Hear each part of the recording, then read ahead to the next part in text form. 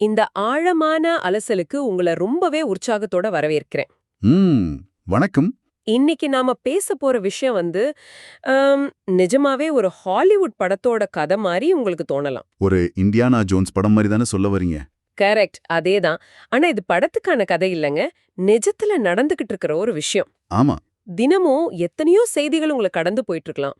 ஆனா உங்க நேரத்தை வீணாக்காம சுவாரஸ்யமான ஒரு விஷயத்த இன்னைக்கு நாம முழுசா பிரிச்சு மேய போறோம். கண்டிப்பா. இன்னைக்கு நாம அலச போற மூல கட்டுரையோட தலைப்பு தீர்க்க தரிசனத்தின் வரைபடம், மூன்றாவது ஆலயத்தின் கட்டிடக்கலை.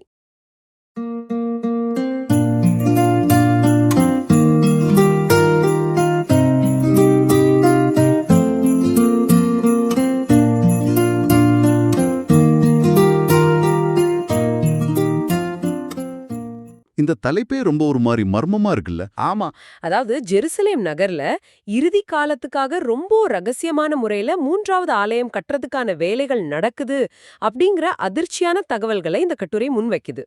ஆ, சொல்லுங்க. இது ஏதோ ஒரு பழைய நம்பிக்கையையோ தத்துவத்தையோ மட்டும் பத்தி பேசல. இன்னைக்கு நம்ம கண் முன்னாடி இந்த நவீன காலத்துல எப்படி ஒரு பழங்கால திட்டம் செயல்படுத்தப்படுது அப்படிங்கறத ரொம்ப ஆழமா அலசுது. ம் ஆதாரங்களோட அலசுது. ஆமா, ஆனா இதுக்குள்ள போறதுக்கு முன்னாடி ஒரு விஷயத்த நாம தெளிவுபடுத்திடணும்னு நினைக்கிறேன். ரொம்ப முக்கியமான பாயிண்ட். நேர்களே, உங்களுக்கான ஒரு முக்கியமான அறிவிப்பு இது. நாம இன்னைக்கு விவாதிக்க போற இந்த தரவுகள்ல உலக அளவுல அரசியல் மற்றும் மதம் சார்ந்த மிகப்பெரிய அதிர்வலைகளை ஏற்படுத்தக்கூடிய விஷயங்கள் இருக்கு. மிகச்சரி. நாம எந்த தரப்பிற்கும் ஆதரவானவங்களோ அல்லது இந்த கட்டுரையில் இருக்கிற தகவல்கள் 100% உண்மையானவைன்னு சர்டிபிகேட் கொடுக்கறவங்களோ கிடையாது. ஆமாங்க. இந்த மூலக்கட்டுரையில என்ன சொல்லப்பட்டிருக்கு, அவங்க என்னென்ன ஆதாரங்களை முன்வைக்கிறாங்க அப்படிங்கறத மட்டும்தான் நம்ம பார்க்க போறோம். எந்தவித சார்புமின்றி மிக சரியான நடுநிலையோடு உங்களுக்கு ஒரு செய்தியா வழங்க போறோம். இது வெறும் ஒரு அறிவுபூர்வமான தேடல் மட்டுமே. சரியா சொன்னீங்க. எந்த முன்முடிவுகளும் இல்லாம ஒரு தகவலா மட்டுமே நாம் அணுக போறோம். சூப்பர். சரி, இப்போ உங்களை ஒரு விஷயத்தை கற்பனை செஞ்சு பார்க்க சொல்றேன். ம், சுமார் 2000 வருஷமா தலைமுறையா வெறும் ஒரு ஆன்மீக நம்பிக்கையா புத்தகங்கள்ல மட்டுமே படிக்கப்பட்ட ஒரு தீர்க்க தரிசனம், திடீர்னு ஒரு நிஜமான கட்டுமான திட்டமா மாறினா எப்படி இருக்கும்? அதுதான் ஒரு ப்ராஜெக்ட் பிளானா மாறினா எப்படி இருக்கும்? அதுதான் இந்த கட்டுரையோட மையப்பொருள். இதை நாம விரிவா பார்ப்போம். இந்த கட்டுரை ஒரு சுவாரஸ்யமான புலனாய்வு மர்மம் மாதிரி தொடங்குது. அதாவது ஒரு இன்வெஸ்டிகேட்டிவ் த்ரில்லர் மாதிரி. ஆமா. ஜெருசலேம்ல மூடிய கதவுகளுக்கு பின்னாடி யாருக்கும் தெரியாம சில ரகசியமான போக்குவரத்துகளும் சத்தமில்லாத நகர்வுகளும் நடந்துட்டு இருக்குன்னு சொல்றாங்க. அப்போ இந்த மூன்றாவது ஆலயம் அப்படிங்கிறது இனிமே ஒரு மாயையான விஷயம் கிடையாதுன்னு சொல்றீங்களா? கண்டிப்பா கிடையாது. அது ஒரு முழுமையான கட்டுமான திட்டமா மாறிடுச்சுன்னு இந்த கட்டுரை அடிச்சு சொல்லுது. இது எப்படி சாத்தியம்? இத்தனை வருஷமா இல்லாத ஒண்ணு இப்போ எப்படி நடக்குது? இங்க நாம கவனிக்க வேண்டிய மிக முக்கியமான மாற்றம் என்னன்னா, ஒரு ஆன்மீக கருத்தாக்கம் எப்படி சப்ளை செயின், லாஜிஸ்டிக்ஸ், ப்ராஜெக்ட் மேனேஜ்மெண்ட்னு ஒரு முழுமையான கட்டுமான திட்டமா உருமாறி இருக்கு அப்படிங்கறது தான். இது ரொம்ப பெரிய மாற்றம். ஒரு காலத்துல இதெல்லாம் கடவுளா பார்த்து நடத்துவார்னு மக்கள் காத்துட்டு இருந்தாங்க. ஆனா இந்த கட்டுரையின்படி அதுக்கான சடங்கு ஏற்பாடுகள், பொருட்செலவுகள் எல்லாமே திரைமறைவுல மிக தீவிரமா நடந்துட்டு இருக்கு. உலக நாடுகள் எல்லாமே பொருளாதாரம், போர், தேர்தல்னு தங்களோட அன்றாட பிரச்சனைகள்ல பிஸியா இருக்கிறப்போ, இன்னொரு பக்கம் அமைதியா ஆயிரக்கணக்கான வருஷங்களுக்கு முந்தைய ஒரு வரைபடத்துக்கு உயிர் கொடுக்கிற வேலைகள் கச்சிதமா நடந்துட்டு இருக்கு. இந்த கான்ட்ராஸ்ட் தான் இங்க ரொம்ப ஆச்சரியமான விஷயம். நீங்க சொல்றத கேட்கும்போதே ரொம்ப த்ரில்லிங்கா இருக்கு. இந்த சத்தமில்லாத நகர்வுகள் எதை குறிக்குதுன்னு நான் இந்த கட்டுரையில படிச்சப்போ நிஜமாவே எனக்கு தூக்கி வாரி போட்டுச்சு. அது என்ன தகவல்? இங்கதான் விஷயம் இன்னும் பல மடங்கு சுவாரஸ்யமாகுது. அவங்க சும்மா காத்துல வார்த்தைகளை விடல. ஆதாரங்கள் இருக்குன்னு சொல்றீங்க. ஆமா, கண்ணுக்கு தெரியற ரொம்பவும் துல்லியமான சில ஆதாரங்களை முன்வைக்கிறாங்க. அதுல என்ன பிரமிக்க வச்ச ஒரு விஷயம், மாடுகள். ஓ, அந்த சிவப்பு கிடாரிங்கள் பத்தியா? ஆமாங்க, குறிப்பா குறைபாற்ற சிவப்பு கிடாரிகள் உலகத்தின் வேறொரு மூலையில இருந்து கொண்டு வரப்பட்டிருக்குன்னு சொல்றாங்க. பாத்தீங்கன்னா, இது ஏதோ சாதாரண விவசாய செய்தி கிடையாது. நீங்க யோசிச்சு பாருங்க, நம்ம ஊரு சூப்பர் மார்க்கெட்ல ஒரு நல்ல தக்காளி பொறுக்கி எடுக்கிறதே பெரிய கஷ்டம். அது உண்மைதான். அப்படி இருக்கும்போது கொஞ்சம் கூட குறையே இல்லாத முழுமையான சிவப்பு நிற கிடாரிகளை பத்தி பேசுறாங்க. இதுக்குள்ள அப்படி என்ன பெரிய மர்மம் ஒழிஞ்சிருக்கு? அந்த சிவப்பு கிடாரிகள் பின்னாடி இருக்கிற லாஜிஸ்டிக்ஸ் மற்றும் மரபணு அறிவியலை நீங்க பாத்தீங்கன்னா மிரண்டு போயிடுவீங்க. மரபணு அறிவியலா? ஆமா, பழைய வேதங்கள்ல சொல்லப்பட்டிருக்கிற ஒரு மிக முக்கியமான சுத்திகரிப்புச் சடங்குக்கு இந்த குறைபாடற்ற சிவப்பு கிடாரி ரொம்ப அவசியம். அதோட விதிமுறைகள் அவ்வளவு கடுமையானதா? ரொம்பவே கடுமை. அந்த மாட்டுல ஒரு சின்ன முடி கூட வேற நிறத்துல இருக்கக்கூடாது. ஒரு நிமிஷம், அதாவது ஒரு சின்ன வெள்ளை முடி இருந்தா கூட ஆமா, முழுமையா நிராகரிக்கப்படும். ரிஜெக்ட் பண்ணிடுவாங்க. நம்பவே முடியல. நுகத்தடியில பூட்டி இருக்கக்கூடாது. அது மேல எந்த காயமோ தழும்புகளோ இருக்கக்கூடாது. இப்படிப்பட்ட ஒரு மாடு இயற்கையா பிறக்கிறதுக்கான சாத்தியக்கூறுகள் மிக மிக குறைவாச்சே. அதனாலதான் பல நூற்றாண்டுகளா இப்படி ஒரு மாடு கிடைக்காதான்னு தேடிட்டு இருந்தாங்க. ஆனா இப்போ நவீன காலத்துல மரபணு தொழில்நுட்பங்களை பயன்படுத்தி, அதாவது ஜெனடிக் சயின்ஸ் யூஸ் பண்ணி, ஆமா, அமெரிக்காவுல இருக்கிற சில குறிப்பிட்ட பண்ணைகள்ல இருந்து இந்த மாடுகளை ரொம்ப கவனமா வளர்த்து அது இஸ்ரேலுக்கு ஸ்பெஷல் ஃபிளைட்ல கொண்டு வந்திருக்காங்களாம். ஸ்பெஷல் ஃபிளைட்லயா? அதை கொண்டு வர்றப்போ எந்த வகையிலயும் அதுக்கு ஒரு சின்ன காயம் கூட பட்டுடக்கூடாதுன்னு விஐபி பாதுகாப்போட கொண்டு வந்திருக்காங்க. வாவ், ஒரு பழங்கால தேவைய நவீன தளவாடங்கள் மூலமா இவ்வளவு செலவு செஞ்சு பூர்த்தி செஞ்சிருக்காங்க அப்படிங்கிறது சாதாரண விஷயம் கிடையாது. கட்டுரை இதைத்தான் கண்ணுக்கு தெரியற மிக பெரிய சான்றுன்னு சொல்லுது. அந்த மாடுகளுக்கு கொடுக்கப்படுற விஐபி ட்ரீட்மெண்ட் ஒரு பக்கம் இருக்கட்டும், மாடுகள் இருந்தா மட்டும் போதுமா, ஆலயம் கட்ட கட்டடம் வேண்டாமான்னு நீங்க கேட்கலாம். இங்கதான் இந்த கட்டுரை இன்னும் சில படிகள் மேல போகுது. ஆமா, பழைய காலத்து ஓலைச்சுவடிகளை வச்சுக்கிட்டு இவங்க வேலை பார்க்கல. ரொம்பவும் துல்லியமா இறுதி செய்யப்பட்ட கட்டடக்கலை வரைபடங்கள் தயாரா இருக்குன்னு சொல்றாங்க. அந்த வரைபடங்கள் அதுவும் சாதாரண வரைபடம் இல்ல, ஆட்டோகேட் மாதிரியான நவீன மென்பொருட்களை பயன்படுத்தி மில்லிமீட்டர் அளவு கூட மாறாம 3D மாடலை டிசைன் பண்ணி வச்சிருக்காங்கன்னு படிக்கும்போது எனக்கு ஆச்சரியமா இருந்துச்சு. ஒரு ஆன்மீக நம்பிக்கையை நிறைவேற்றுற இந்த அளவுக்கு நவீன தொழில்நுட்பத்தை பயன்படுத்துறது ஒரு மாஸ்டர் கிளாஸ் ப்ராஜெக்ட் பிளானிங்னு தான் சொல்லணும். இந்த கட்டுரை முன்வைக்கிற வாதத்தோட பலமே இதுதான் இல்லையா? ஆமா, ஒரு பெரிய கட்டடத்துக்கான வரைபடங்கள் மட்டும் தயாரா இல்ல, அதற்கான கற்கள் செதுக்கப்பட்டு தயார் நிலையில இருக்குன்னு சொல்றாங்க. கற்கள் செதுக்கியாச்சா? எங்க பழைய நூல்களோட விதிகளின்படி ஆலயத்துக்கான கற்களை இரும்பு கருவிகள் கொண்டு செதுக்கக்கூடாது. அப்போ நவீன காலத்துல எப்படி செதுக்குறாங்க? இரும்பு இல்லாம எப்படி சாத்தியம்? வைரங்கள் பதிக்கப்பட்ட கருவிகள், அதிவேக தண்ணீர் பீச்சடிக்கும் வாட்டர் ஜெட் தொழில்நுட்பம், இதையெல்லாம் பயன்படுத்தி. ஓ, வாட்டர் ஜெட் டெக்னாலஜியா?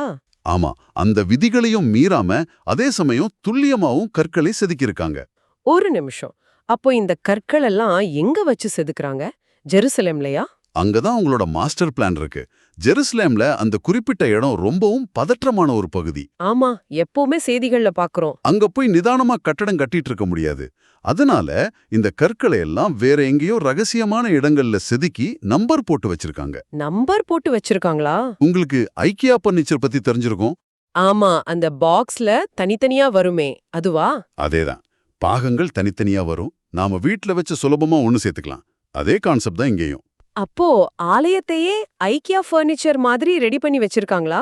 ஆமா, அனுமதி கிடைச்ச மறுநிமிஷமே எல்லா கற்களையும் ஒன்னு சேர்த்து ஒரு பிரம்மாண்டமான ஆலயத்தை மிக குறுகிய காலத்துல. குறுகிய காலம்னா எவ்வளவு நாள்? சொல்ல போனா சில வாரங்கள்ல எழுப்பிறதுக்காக தான் இந்த முன் தயாரிப்புகள்லாம் நடக்குதுன்னு இந்த கட்டுரை ஆணித்தரமா சொல்லுது. வாவ், ஒரு மாபெரும் ஆலயத்தை முன்கூட்டியே செதுக்கி வச்சிருக்காங்க அப்படிங்கறத கேட்கும்போதே சிலிர்க்க வைக்குது. இதுல இன்னொரு சுவாரஸ்யமான விஷயமும் இருக்கு. என்ன அது? இந்த ஆலயத்துல பூஜை செய்யறதுக்காக பிரத்யேகமா ஆட்களை தேர்ந்தெடுத்து அவங்களுக்கு பழைய காலத்து முறைப்படி ஆலைகள் தைக்கப்பட்டு பயிற்சிகள் எல்லாம் கூட ரகசியமா நடக்குதுன்னு கட்டுரையில குறிப்பிட்டிருக்காங்க.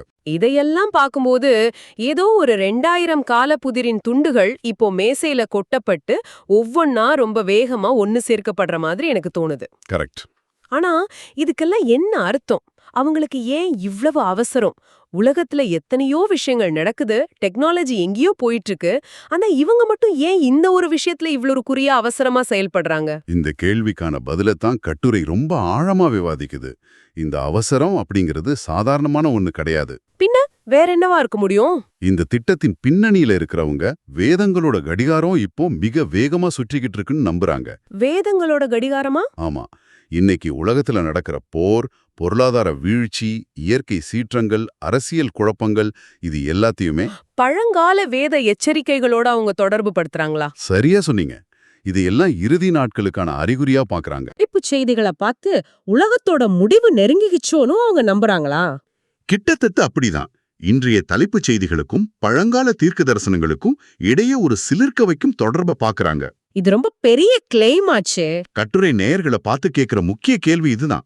நாம இறுதி நாட்களுக்கான உண்மையான கவுண்டவுனை பார்த்துக்கிட்டு இருக்கோமா? கவுண்டவுன் ஆரம்பிச்சிடுச்சுன்னு சொல்றாங்க. அவங்கள பொறுத்த வரைக்கும் இந்த கடிகாரம் வெறும் நேரத்தை குறிக்கல, அது ஒரு மாபெரும் உலகளாவிய மாற்றத்தின் தொடக்கத்தை குறிக்குது. அதனாலதான் காலதாமதம் செய்யாம செயற்படுறாங்களா? ஆமா, தங்களால முடிஞ்ச வரைக்கும் எல்லா ஏற்பாடுகளையும் தயார் நிலையில வச்சிருக்கணும்னு அவங்க செயல்படுறதா இந்த கட்டுரை பகுப்பாய்வு செய்யுது. ரொம்ப தெளிவா விளக்குனீங்க. பல தலைமுறைகளா காத்துக்கிட்டு இருந்த ஒரு விஷயத்த இந்த தலைமுறையில அதுவும் நம்ம கண்ணதுமே நடத்தி முடிக்கணும் அப்படிங்கிற ஒரு உந்துதல் தான் இந்த எல்லா ரகசிய வேலைகளுக்கும் காரணம்னு கட்டுரை சுட்டிக்காட்டுது. அதைத்தான் அவங்க நெருங்கி வரும் நிஜம்னு சொல்றாங்க. சரி நேயர்களே, இதுவரைக்கும் நம்ம ரொம்பவே சுவாரஸ்யமான பல தகவல்களை பத்தி பேசணும். அத ஒரு முறை சுருக்கமா பாத்துடலாமா? கண்டிப்பா.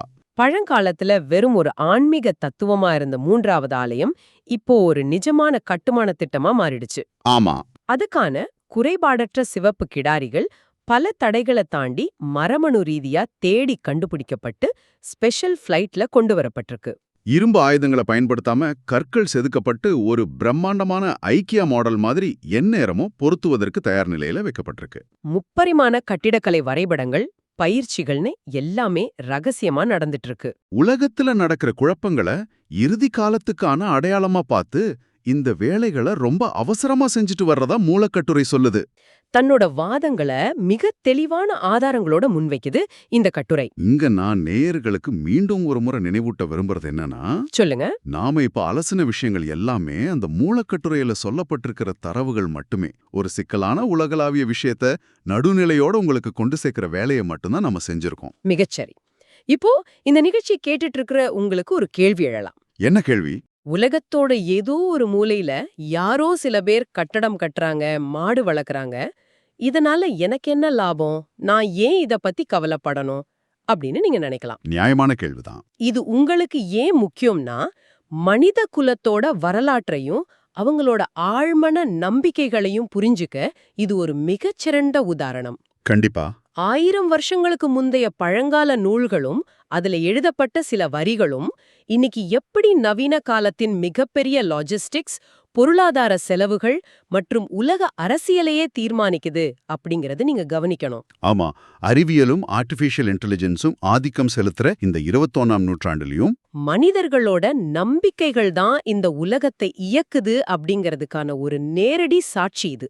உண்மைதான். ஒரு சின்ன நம்பிக்கை எப்படி ஒரு மிகப்பெரிய செயல்வடிவம் பெறுது, அது எப்படி உலகத்தோட புவிசார் அரசியலை, அதாவது ஜியோபாலிட்டிக்ஸ பாதிக்குது அப்படிங்கறத புரிஞ்சுக்கிட்டா, நீங்க தினமும் பார்க்குற செய்திகளை இன்னும் ஆழமா வேறொரு கோணத்துல உங்களால அணுக முடியும். அருமையான விளக்கம். நாம நிகழ்ச்சியோட இறுதி பகுதிக்கு வந்துட்டோம். ஆனா விடை பெறதுக்கு முன்னாடி உங்க சிந்தனைக்கு ஒரு கேள்வியை விட்டுட்டு போக விரும்புறேன். சொல்லுங்க. இந்த கேள்விய பத்தி மூலக்கட்டுரையில பேசல. ஆனா இந்த தகவல்கள் எல்லாம் கேட்கும்போது எனக்கே தோணுன ஒரு விஷயம் இது. பழங்கால தீர்க்க தரிசனங்கள் நடக்கணும்னா அதுக்கு இறைவனோ அல்லது இயற்கையோ ஒரு கால கெடுவை நிர்ணயிச்சிருக்குன்னு தான் பலரும் நம்புறாங்க. ஆமா. ஆனா அதற்கான பொருட்களை நவீன மனிதர்கள் தங்களோட சொந்த முயற்சியால பல கோடிக்கணக்கான பணத்தை செலவழிச்சு திட்டமிட்டு மரபணு மாற்றங்கள் செஞ்சு தேடி ஒன்னு சேர்க்கும்போது அது உண்மையிலே இறைவனால் நிர்ணயிக்கப்பட்ட காலக்கெடுவா? அதுதான் என் கேள்வி. அல்லது மனிதர்கள் தங்களுக்கு தானே உருவாக்கிக்கிட்ட ஒரு தன்னிறைவரும் தீர்க்க தரிசனம், அதாவது செல்ஃப் ஃபுல்ஃபில்லிங் ப்ராஃபஸி தானா? எக்ஸாக்ட்லி. தீர்க்க தரிசனம் அதுவா இயற்கையா நடக்குதா அல்லது மனிதர்கள் அதை வற்புறுத்தி பிளான் பண்ணி நடத்தி வைக்கிறாங்களா? ரொம்ப ஆழமான கேள்வி இது. இந்த சிந்தனையை தூண்டும் கேள்வியோட இன்றைய ஆலோசனை நாம நிறைவு செய்றோம். இந்த கேள்விக்கான விடையை தொடர்ந்து நீங்களே தேடுங்க. அடுத்த முறை செய்திகளை பார்க்கும்போது அதுக்கு பின்னால இருக்கிற இந்த மாதிரியான ரகசியங்களையும் கொஞ்சம் யோசிச்சு பாருங்க. இது போல பல சுவாரஸ்யமான உங்க சிந்தனையை தூண்டக்கூடிய தரவுகளோடு அடுத்த ஆழமான அலசல்ல சந்திக்கிறோம். தேடல் தொடரட்டும்.